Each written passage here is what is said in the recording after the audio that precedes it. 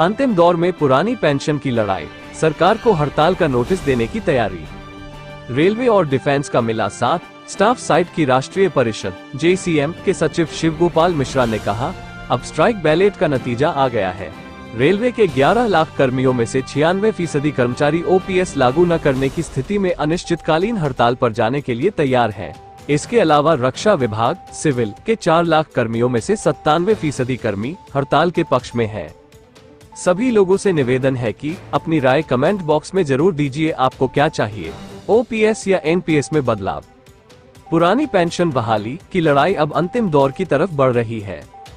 अगर सरकार कर्मचारियों की इस मांग को नहीं मानती है तो उस स्थिति में अनिश्चितकालीन हड़ताल हो सकती है। कितने कर्मचारी अनिश्चितकालीन हड़ताल के पक्ष में हैं, ये पता लगाने के लिए केंद्र सरकार में 2 बड़े विभाग, रेलवे और रक्षा विभाग, सिविल में स्ट्राइक बैलेट यानी मतदान कराया गया था। OPS के लिए गठित national joint council of action NJCA की संचालन समिति के राष्ट्रीय संयोजक एवं स्टाफ साइट की राष्ट्रीय परिषद JCM के सचिव शिवगोपाल मिश्रा ने कहा, अब स्ट्राइक बैलेट का नतीजा आ गया है। रेलवे के 11 लाख कर्मियों में से 96% कर्मचारी OPS लागू न करने की स्थिति में अनिश्चितकालीन हड़ताल पर जाने के लिए तैयार हैं। इसके अलावा रक्षा विभाग, सिविल के 4 लाख कर्मियों में से 97% कर्मी हड़ताल के पक्ष में हैं। यह मतदान पूरी तरह निष्पक्ष तरीके से हुआ है। कर्मियों ने बिना किसी दबाव के अपना मत डाला है। अब जॉइंट फोरम की बैठक में अनिश्चितकालीन हड़ताल पर जाने के लिए निर्धारित तिथि की घोषणा की जाएगी।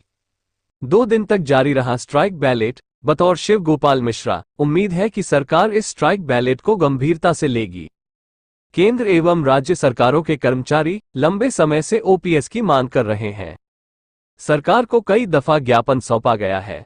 अगर सरकार अब भी OPS पर अड़ियल रवैया अख्तियार करती है तो कर्मचारियों के पास अनिश्चितकालीन हड़ताल पर जाने के अलावा कोई दूसरा विकल्प नहीं बचेगा। OPS के लिए गठित national joint council of action NJCA की संचालन समिति के वरिष्ठ सदस्य और AIDF के महासचिव श्री कुमार का कहना है, अनिश्चितकालीन हड़ताल के बारे में रेलवे और डिफेंस कर्मियों का मत जानने के लिए 20 और 21 नवंबर को स्ट्राइक बैलेट कराया गया था। इसमें डिफेंस की 400 यूनिटों के लगभग 4 लाख कर्मचारियों ने हिस्सा लिया, जबकि 11 लाख रेलवे कर्मियों ने अपना मत दिया था।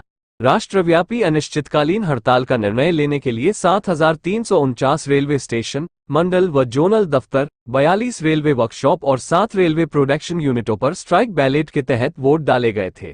अब इन दोनों विभागों के कर्मचारियों ने अनिश्चितकालीन हड़ताल के लिए अपना जबरदस्त समर्थन दिया है।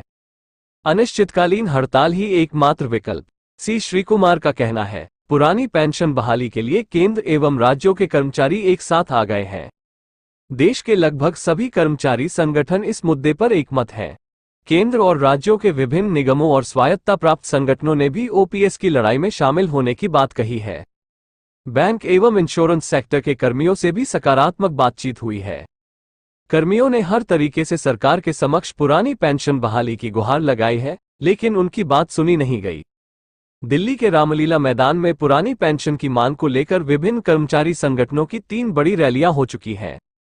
अब चौथी रैली 10 दिसंबर को हो रही है। अब कर्मियों के पास अनिश्चितकालीन हड़ताल ही एकमात्र विकल्प बचता है। 10 अगस्त को दिल्ली के रामलीला मैदान में देशभर से आए लाखों कर्मियों ने OPS को लेकर हुंकार भरी थी। कर्मचारियों ने 2 टूक शब्दों में कहा था कि वे हर सूरत में पुरानी पेंशन बहाल कराकर ही दम लेंगे। सरकार को अपनी जिद छोड़नी पड़ेगी। कर्मचारियों ने कहा था कि वे सरकार को वह फॉर्मूला बताने को तैयार हैं जिसमें सरकार को OPS लागू करने से कोई नुकसान नहीं होगा। अगर इसके बाद भी सरकार पुरानी पेंशन लागू नहीं करती है तो भारत बंद जैसे कई कठोर कदम उठाए जाएंगे। पुरानी पेंशन पर राजनीतिक नुकसान की बात। OPS के लिए गठित national joint council of action NJCA की संचालन समिति के राष्ट्रीय संयोजक एवं स्टाफ साइट की राष्ट्रीय परिषद JCM के सचिव शिवगोपाल मिश्रा ने कहा था, लोकसभा चुनाव से पहले पुरानी पेंशन लागू नहीं होती है तो भाजपा को उसका खामियाजा भुगतना पड़ेगा। कर्मियों, पेंशनरों और उनके रिश्तेदारों को मिलाकर यह संख्या 10 करोड़ के पार चली जाती है। चुनाव में बड़ा उलटफेर करने के लिए ये संख्या निर्णायक है। केंद्र के सभी मंत्रालय, विभाग, रक्षा कर्मी, सिविल, रेलवे, बैंक, डाक, प्राइमरी, सेकेंडरी, कॉलेज एवं यूनिवर्सिटी टीचर, दूसरे विभागों एवं विभिन्न निगमों और स्वायत्तशासी संगठनों के कर्मचारी OPS पर एक साथ आंदोलन कर रहे हैं। बतौर मिश्रा, वित्त मंत्रालय ने जो कमेटी बनाई है उसमें ओपीएस का जिक्र ही नहीं है। उसमें तो एनपीएस में सुधार की बात कही गई है। इसका मतलब है कि केंद्र सरकार ओपीएस लागू करने के मूड में नहीं है। केंद्र सरकार द्वारा एनपीएस में चाहे जो भी सुधार किया जाए, कर्मियों को वह मंजूर नहीं है। कर्मियों का केवल एक ही मकसद है, बिना गारंटी वाली एनपीएस योजना को खत्म किया जाए और परिभाषित एवं गारंटी वाली पुरानी पेंशन योजना को बहाल किया जाए। 18 साल बाद रिटायर हुए कर्मी को मिली इतनी पेंशन। शिव गोपाल मिश्रा ने बताया, एनपीएस में कर्मियों जो पेंशन मिल रही है उतनी तो बुढ़ावा पेंशन ही है।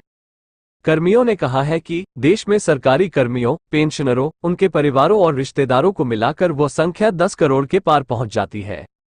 अगर ओपीएस लागू नहीं होता है तो लोकसभा चुनाव में भाजपा को राजनीतिक नुकसान झेलना होगा। कांग्रेस पार्टी ने ओपीएस को अपने चुनावी एजेंडे में शामिल किया है। कर्नाटक और हिमाचल प्रदेश की जीत में ओपीएस की बड़ी भूमिका रही है। एनपीएस स्कीम में शामिल कर्मी 18 साल बाद रिटायर हो रहे हैं, उन्हें क्या मिला है? एक कर्मी को एनपीएस में 2417 रुपये मासिक पेंशन मिली है, दूसरे को 2506 रुपये और तीसरे कर्मी को 4900 रुपये प्रतिमाह की पेंशन मिली है। अगर यही कर्मचारी पुरानी पेंशन व्यवस्था के दायरे में होते तो उन्हें प्रतिमाह क्रमशः 15,250 रुपये, 17,150 रुपये और 28,450 रुपये मिलते।